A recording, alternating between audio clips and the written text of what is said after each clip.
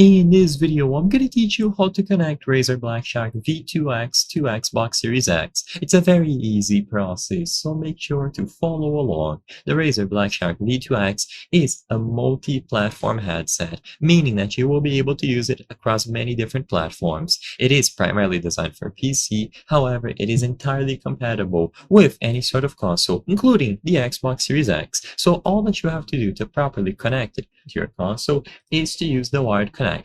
So there is going to be a 3.5mm audio cable originating from the headset, and this is going to be the only way to use the Razer Blackshark V2X. It is designed to be used wired, so you will not be able to use a wireless connection with this specific model. You will not be able to use it over Bluetooth or any sort of wireless adapter. So to keep it simple, all that you have to do is plug it in to any suitable 3.5mm audio jack on your Xbox Series X. Usually this will be the one directly on your controller. As soon as you plug the headset to any available port on your console, usually to your controller, it is going to be set up accordingly and ready to be used. It is plug and play. You can go over to the settings and access the audio devices on your Xbox Series X. However, this isn't needed. As soon as you plug it in, you will be able to use the microphone on any sort of game, chat, or voice chat, and all of the audio being output through your console will be output on the headset instead. So it is super simple to use,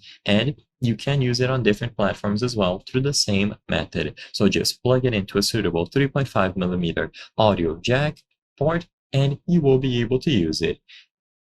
If you want a wireless Razer headset, you will have to look into different models. The V2X can only be used through a wired connection.